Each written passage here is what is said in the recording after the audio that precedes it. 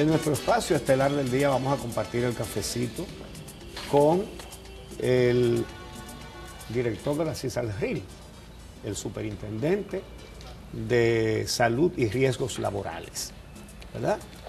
Pedro Luis Castellanos. Salud, buenos días y bienvenido. Buenos días. Estos son unos verdaderos buenos días. Sí, señor.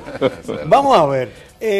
Resulta que denuncia Nélcida Marmolejos, la directora de la DIVA, que recibió una intimación judicial de la Asociación de Administradores de Riesgos de Salud, de las ARS, advirtiéndole que no oriente a los afiliados para ciertos reclamos de cobertura. Me gustaría saber cuál es tu forma de ver esta confrontación, si esa intimación tiene por algún lado tiene alguna justificación, y sobre todo, yendo al fondo del asunto, porque ese es el caparazón de afuera, cómo es que se están manejando y cómo se deben manejar las coberturas. ¿Quién decide qué cubre y qué no cubre? Sí, bueno, primero, buenos días a los amables televidentes, que son, así como los afiliados son la razón de ser del sistema de seguridad social, los televidentes son la razón de ser de este tipo de iniciativas. No, mira, nosotros hemos dicho que esta acción, digamos, de intimar a la DIVA, y que la propia DIVA ha interpretado como un intento de intimidar, no de intimar, sino y no de intimidar. Es improcedente y es inconveniente. ¿Por qué es improcedente? Porque esa es la función de la DIVA.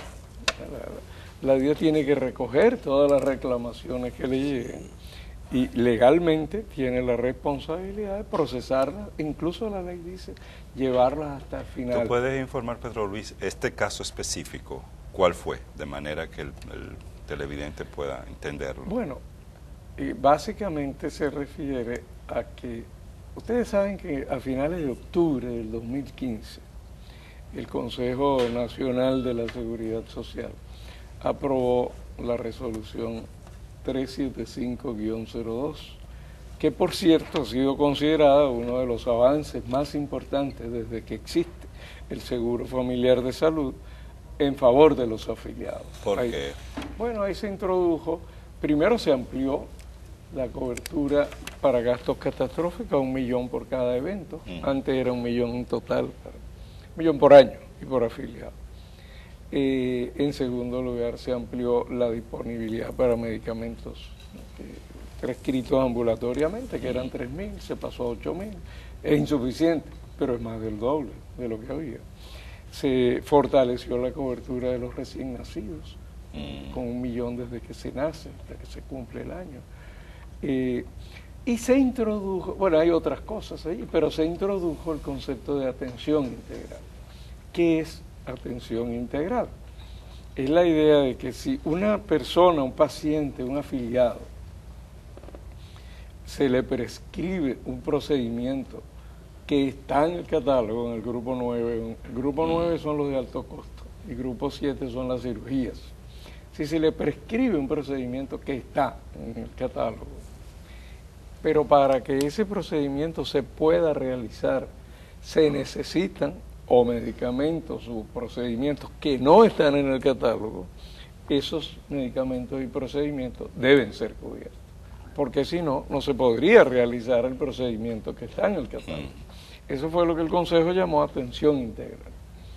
Bueno, la queja, la razón, lo que intima, en este caso un sector de ARS, digo un sector porque debo decir que solo son 2 ARS las que se han negado. 2. Las que se han negado a cumplir. Sí, pero la que manda la intimación son todas. No todas. No todas. Bueno, es la asociación. La asociación. Adiós, pero eso es. Aunque tiene 7, ¿no son 7? ¿No? Sí, son todas las de una asociación, porque De tenemos 2 asociaciones y tenemos ARS. Está ADARS, que esa es la de la intimación. Esa es la que... ¿Cuál es la otra?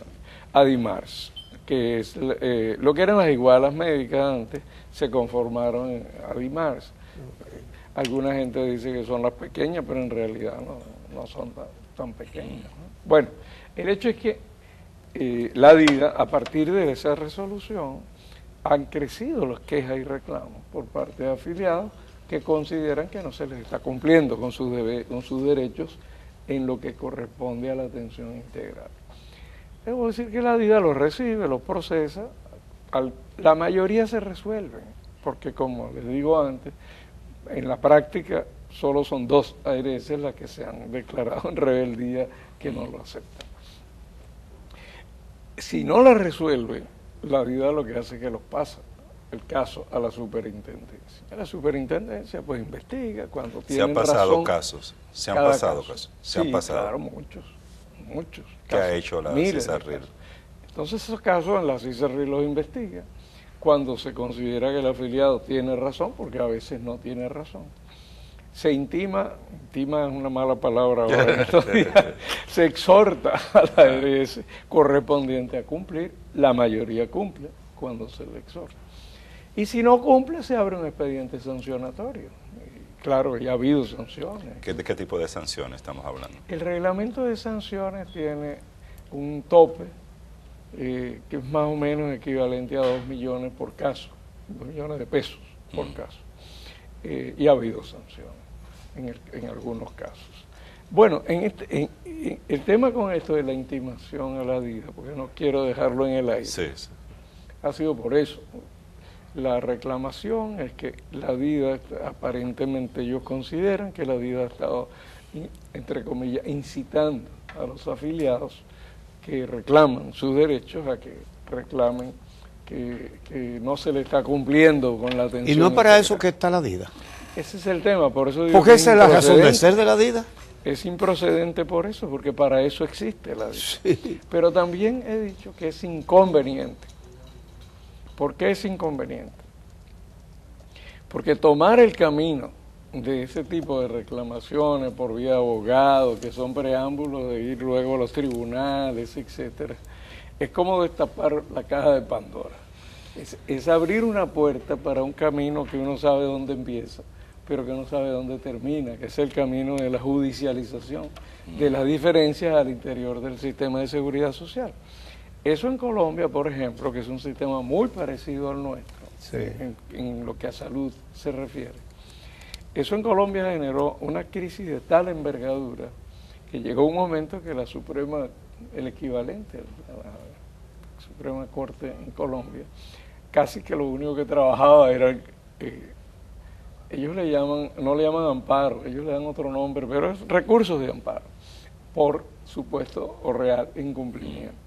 Ese camino, claro que es un derecho de todos ciudadanos y por la vía judicial, pero nosotros creemos que es mucho mejor que primero agotemos las instancias que corresponden dentro del sistema, tanto las conciliatorias como las que no son conciliatorias, antes de ir por ese camino.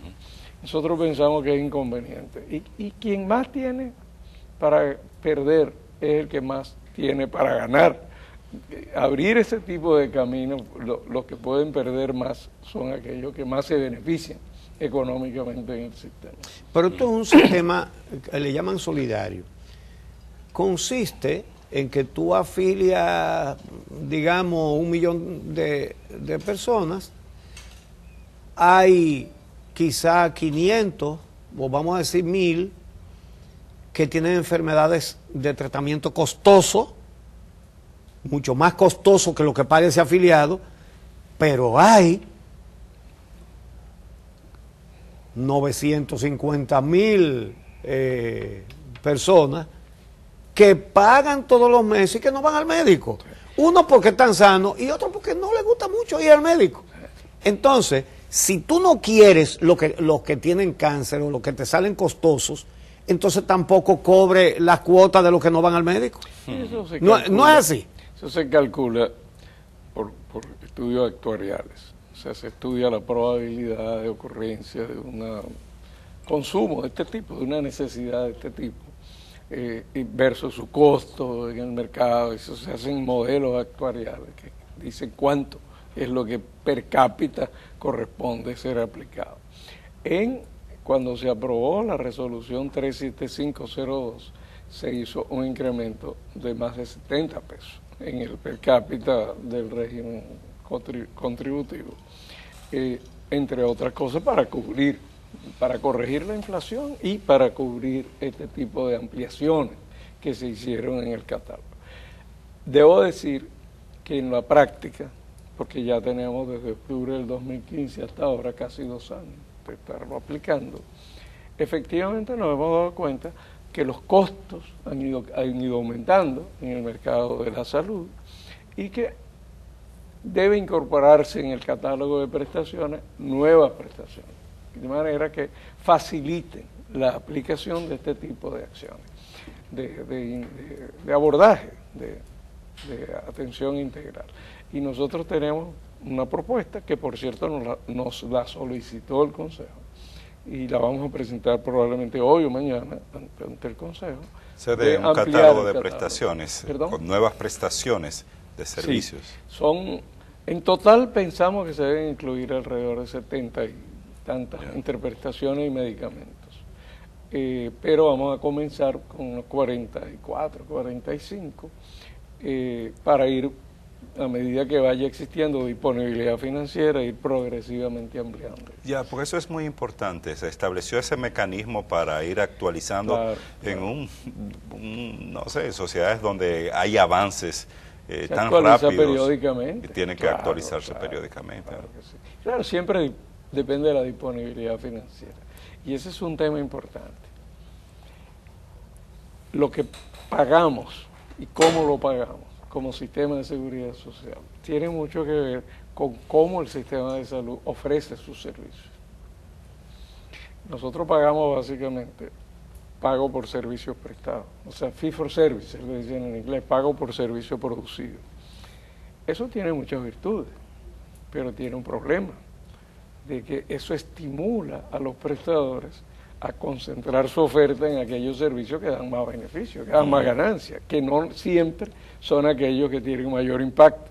Eso explica, por ejemplo, por qué ha sido tan pobre el desarrollo de la atención primaria, porque la atención primaria está mal pagada dentro del catálogo de prestaciones.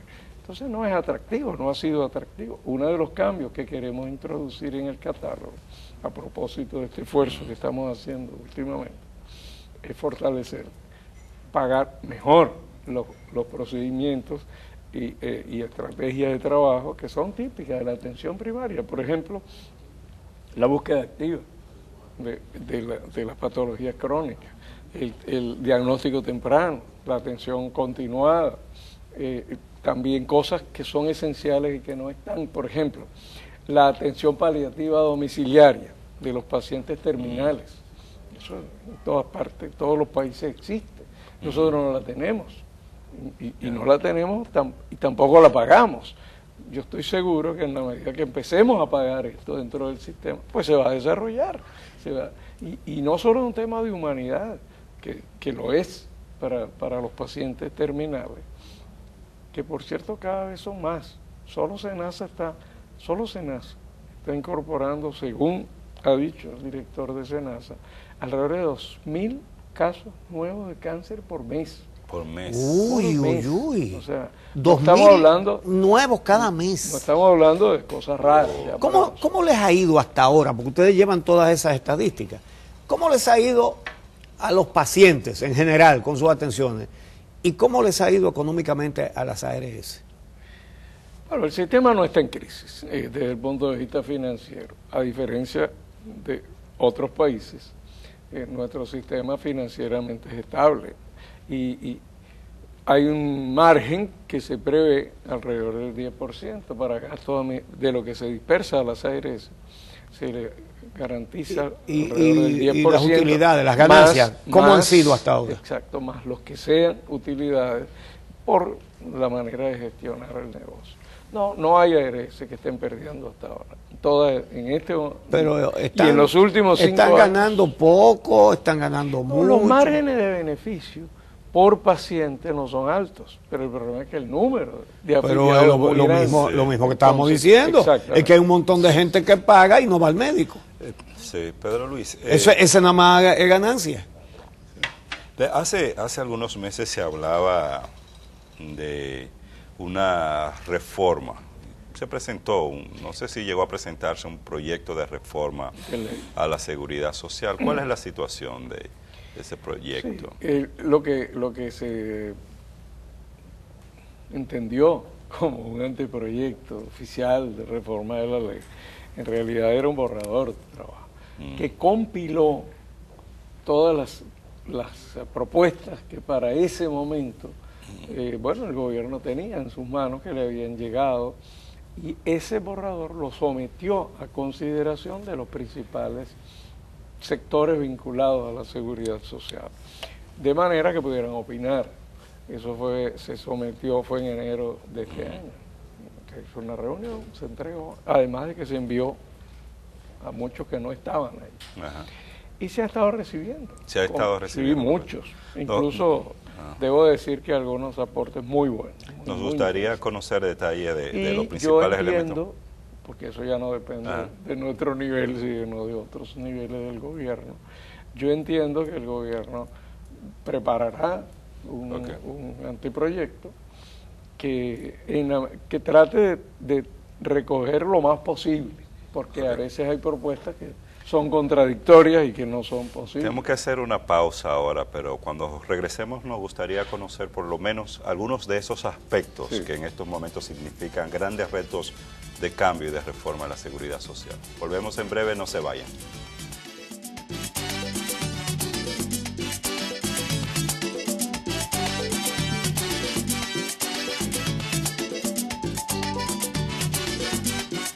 Felicitamos hoy a doña Ibelice Prats Ramírez de Pérez, que cumple años, y puso un tuit donde dice: cumplo 86 años, pero no me lo creo.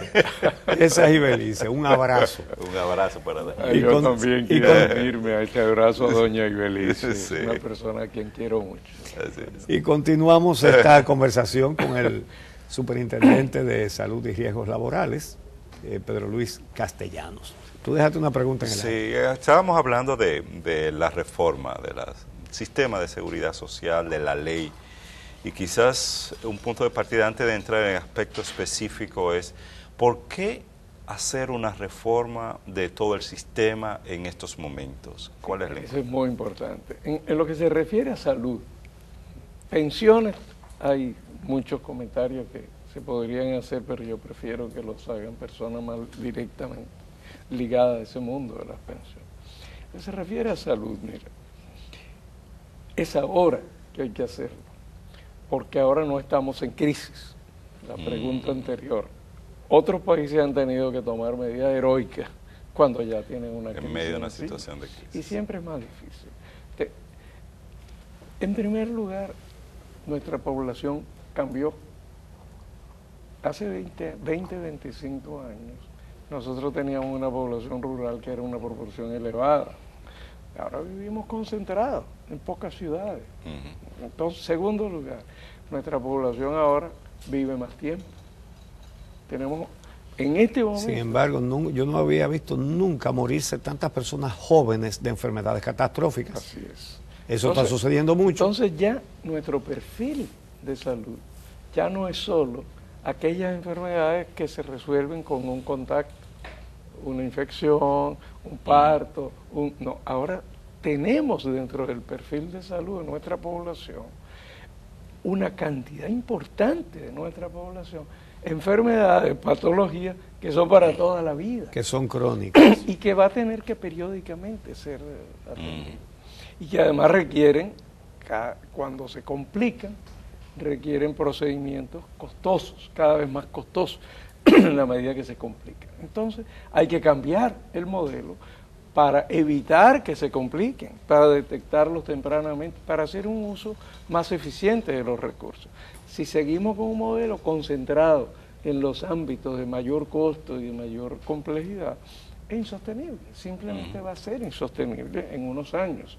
Eso está ocurriendo en todos los países que están en la llamada transición demográfica. Nosotros todavía tenemos una ventana de oportunidad, pero es ahora que tenemos que hacerlo.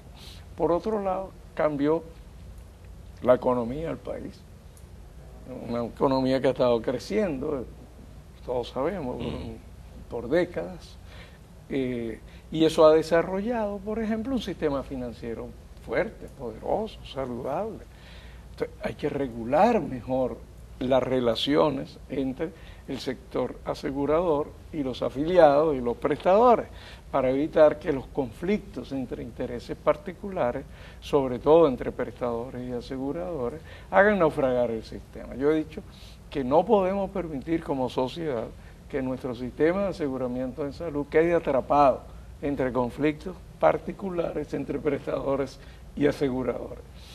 Porque el sistema de seguridad social es mucho más que eso. Es la sociedad entera la que tiene que abocarse a sostenerlo y a mejorar ese sistema. Sí, pero tiene un pecado original.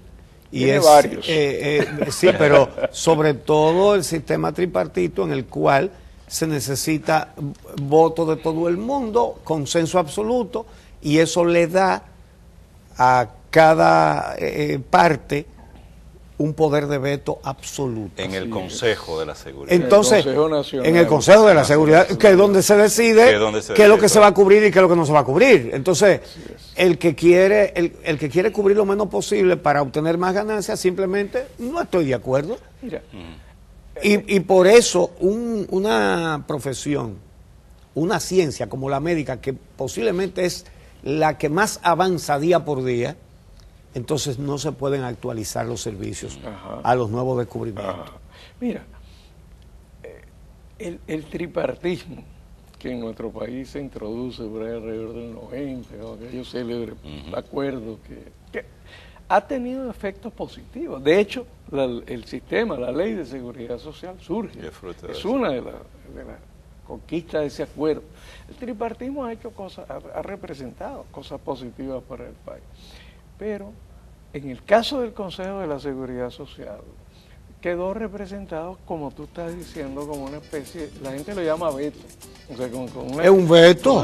Real y efectivamente es un veto. Y eso ha hecho que muchas decisiones que son fundamentales para los afiliados, bueno, no se toman o se rezagan, se quedan 10 años detenidos o más.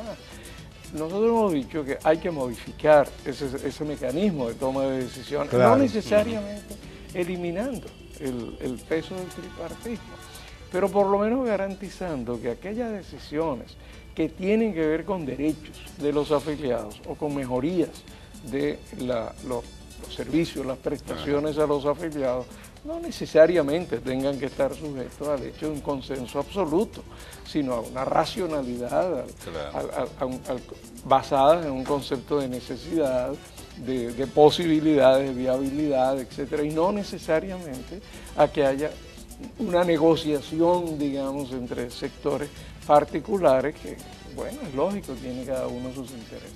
Eso hay que modificar.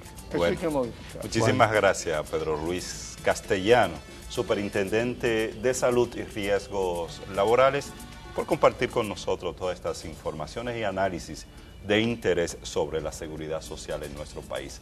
A ustedes las gracias también y nos vemos mañana a partir de las 6 de la mañana.